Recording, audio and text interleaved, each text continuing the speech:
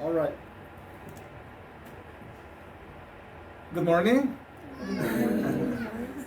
Um, so we still have a long list of topics that we need to go through. Remember, you gave me a long list when we started these classes, and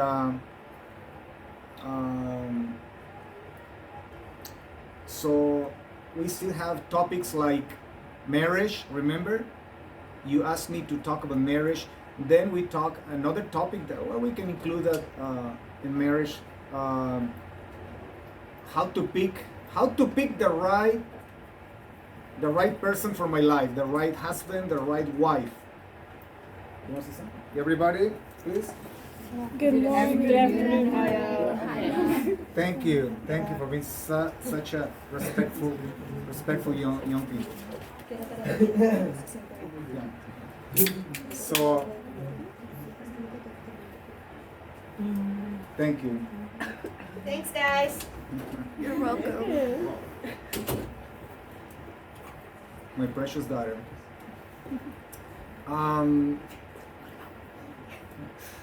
You are precious. I know. So, and then this topic is gonna be a good one. How to pick the right guy for my life. How to pick the right husband. How to pick. Because remember, you're gonna live with this guy forever. Forever. Okay? So, we don't believe in divorce. I'm sorry. So, choosing the right guy, choosing the right woman is the most crucial decision in your life. Yeah. Yes, seeking God is the most important. Yes, we know that. But in regards of your life here in this planet, in this lower world, the most important decision is the person you're gonna get married with. So that's gonna be an awesome topic. I just want you. Let me know when you want me to talk about that. Next week, 2 more weeks, we can put it in a schedule. Okay? I mean, if you're interested. So then we had another topics like what was the other? Socialism. Socialism. This is being taught in public schools everywhere, and maybe some of you went through so many classes of socialism, and you don't even notice because they teach you that socialism is something beautiful, something good, yeah. Or communism, fascism, whatever. At the end, it's the same thing. So, and why do we have to understand socialism? Well, because it's something that affects our society, and we as people that love our society, we want to improve society. We want to love our society. We are children of light, and you have to understand how devilish and how destructive is the socialism or communism agenda, particularly in the school system today.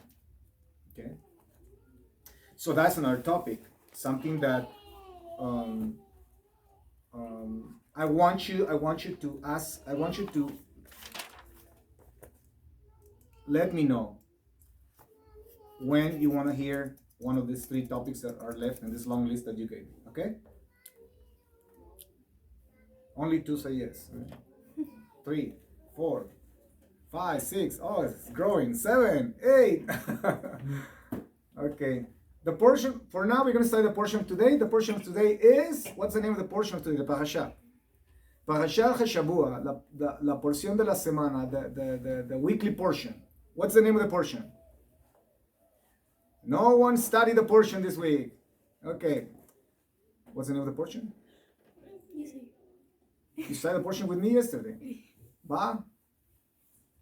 Say it. Vayetze. Huh? Vayetze. Vayetze. Okay. Vayetze, that means? What does that word in Hebrew means? Vayetze.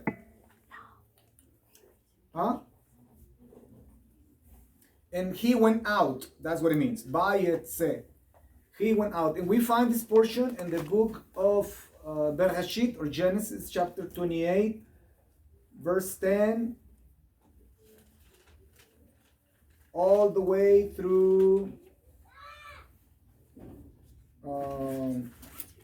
chapter 31. So, but we're gonna take just today a few verses. We're gonna learn something very practical. Okay, that's the idea with you guys.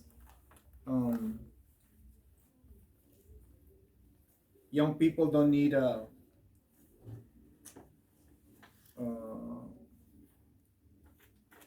deeper things, okay?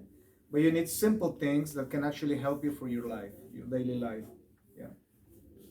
Deeper things, but made them simple. Okay, made them simple. So we're reading plenty English this time. We are in chapter 28, verse 10. And I'm going to read a few verses. If you brought your Torah, how many of you brought Torah, the Bible? Yay! Okay, open it in chapter 28, and you can follow me. May we have different versions, but at the end, in essence, is the same thing. Okay?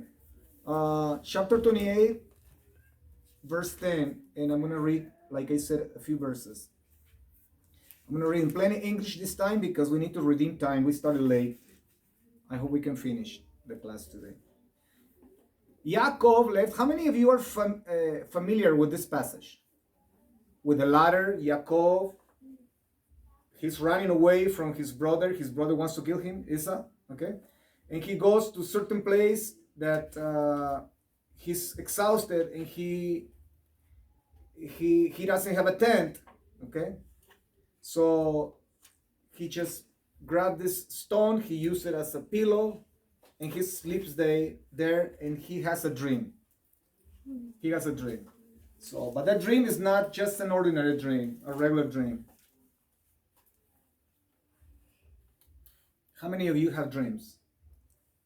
I mean, I'm not talking about that you are riding a bike in the middle of the ocean. You know, maybe you ate too much pozole, too much menudo. You know, when you have that kind of dreams. I'm talking about dreams that actually shake your life and change your mind, and it's like, wait a minute, that means it's something. How many of you have had that kind of experience? Oh, then you all need to have one of those experiences. So yeah. So Yaakov, our father, has a dream, and he saw this ladder. We call it ladder, but in reality, it's not a ladder. It's an escalator. You know what an escalator is? It's different. And this is more like an escalator of a ziggurat. What's called a ziggurat, like the pyramids. Okay, have you seen the pyramids like this? So, and he saw this escalator that was the bottom of the escalator was on the ground, on firm ground, and the top was on heaven. Okay? And then he said, and God was there on top. It's very interesting because some other commentaries, ancient commentaries, said that actually God was next to Yaakov, or father Yaakov. But he gets up, he wakes up, and he's like, oh my, he's excited, you know, and at the same time he's terrified because this experience is supernatural, this mystical experience that he had with the divine and with God, and he follows to recognize that God is in this place. Yeah. So that's basically the idea of what we are going to be talking this morning. Okay. So I'm going to start reading from verse 10. Yaakov. Now remember, this Yaakov is Yaakov Avinu, our father Yaakov. We have three fathers: Abraham Avinu, Isaac Avinu, Yaakov Avinu. Avinu means our father. Yeah. So these are the three fathers of us, whether they are Jews or non-Jews, but believers in the God of Israel. Okay. So when you talk about Abraham, don't say, "Oh, Abraham, whatever." No, this you have to don't stand up, you know, but you have to respect. When you talk about Abraham, you say Abraham Avinu, our father Abraham, Yaakov Avinu. is Isaac Avinu, our father. Same thing goes for our mothers. Sarah Imenu, our mother. Yeah. Rivka, Rebecca Imenu. Rachel Imenu, our mother. Leah Imenu, our mother. So Yaakov left Beersheba and set out for Haran. He came upon a certain place and stopped there for the night, for the sun had set. Taking one of the stones of the place, he put it under his head and lay down in that place. Verse 12. And then he had a dream. A stairway, with the English translation is a stairway, but it's more like escalator, was set on the ground, and its top reached to the sky. And malachim, or angels of God, were going down and up. Is what it says. So you have your Torah, you're not reading them. Is what it says. The angels were coming down and up the escalator. Is what it says. How does it say? It's in Spanish, pero it says that y he aquí los ángeles de Dios subían y bajaban por ella. Okay, it doesn't say that they were coming down and then going up. I think it does. It doesn't. Okay, how many of you have your scripture Bible? Can you lift it up so I can know who brought it? No, lift it up, but so I can see it, please. Okay, who else? All right. Okay, it's very interesting because the story doesn't say that the angels were coming down and up. It says they were going up and down. Yeah, you got it. So in other words, these angels were here on earth. They were not in heaven. They were here on earth. Think about it. That's very interesting. How many times we go somewhere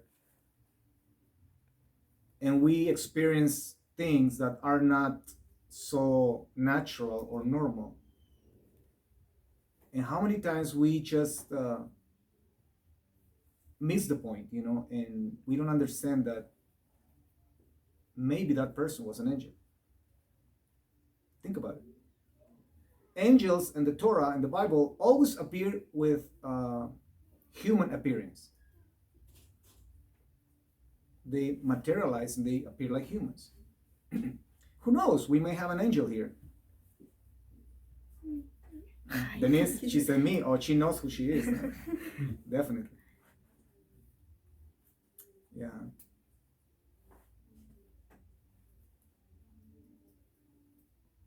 I had an experience where I think I shared this experience with you guys one time,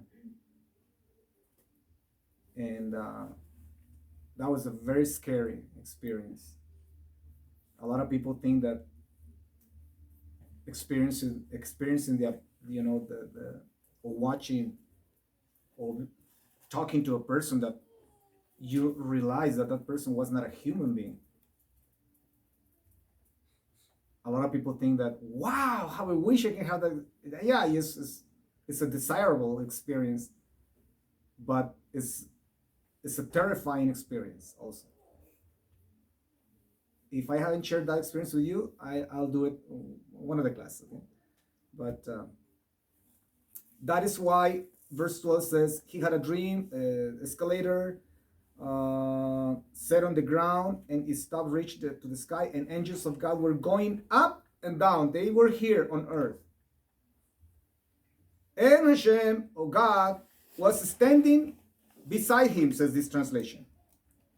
And he said, I am the Lord, the God of your father Abraham, and the God of Isaac. The ground on which you are laying I will give to you and to your offspring. Your descendants shall be as the dust of the earth, and you shall spread out to the west and to the east, to the north and to the south. It's not something because, yes, this geographical instructions is in regards to the land of Israel. But if you go around the world, you're going to find Jews everywhere. North, south, east, west, Mexico, Argentina, Canada, Alaska, Antarctica, China, you name it. Yeah. And here we are in the West. Yeah, it's not something. Uh, and all the families of the earth shall bless themselves by you and your descendants. Basically, God's repeating the same promise that made to Abraham and to Isaac. Remember, I am with you, and I will protect you wherever you go, and will bring you back to this land, and I will not leave you until I have done what I have promised you. This part actually, it hits me very, very, very hard in my soul, because when we come to this world, and when we are children, we live a simple life. We believe everything. Children, they just follow the crowd. Okay, so you have no choice. You have to follow your dad and mom wherever they go, wherever they do. You have to enjoy. Yeah, so they don't think that it's not fair. The kids just go with the flow. Yeah, and but when we start getting more freedom, more independence, is when we start thinking that we know better what's better for us. Okay, and most people start taking decisions that are not wise, are not good. Okay, and they get in trouble. Most people. So, and what we read here is kind of like an echo for all these people. I include myself here, because when I was young, I took wrong decisions in my life, very wrong decisions. Okay, and but look what it says. It's like God insists that He will not leave you until He has done. Okay, whatever He promised to us when we were with Him before we came to this world. So before we come to this world, we were in the presence of God, but we forgot. We totally forgot. Why? Because we took a body now. We come to this world. We took a body, and for us, it's hard to convince our soul that that we need to seek God. Why? Because the body is so used to all this propaganda that this material world is throwing us daily and daily and daily. You are not enough white, tan your skin. You are not enough tan. You have to whiten your skin. You have to lose weight. You have to gain weight. You're too skinny. You have to, all these things, and we have all this stuff being thrown constantly, particularly in the media today. You must have the perfect body, perfect nose, perfect mouth, perfect body, perfect whatever.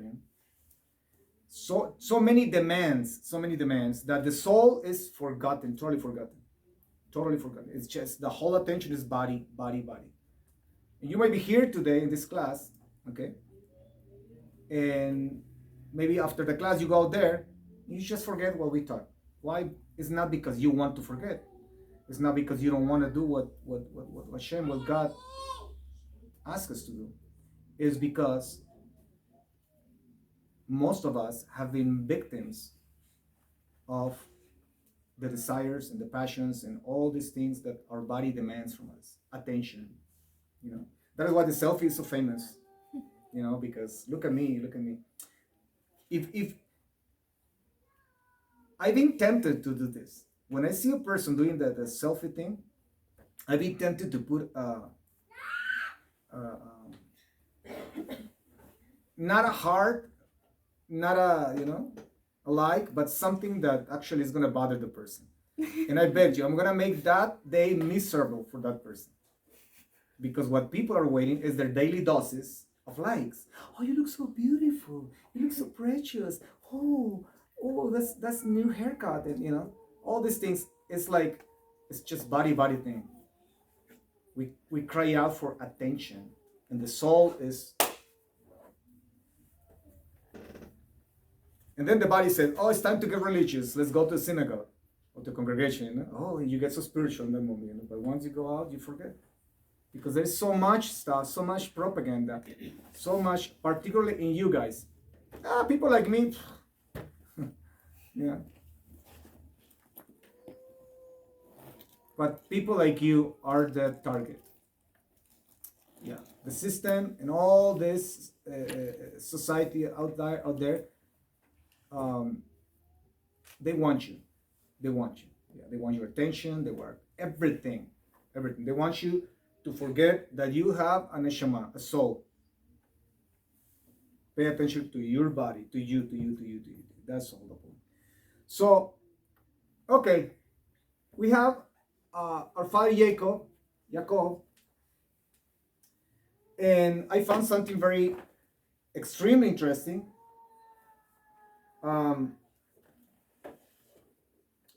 After he woke up from his dream, and listen, this dream is about an escalator that is uniting the earth, the material world, the body world, okay, the world of vanity,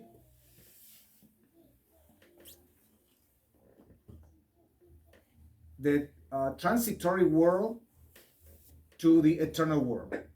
So this escalator is uniting these two worlds.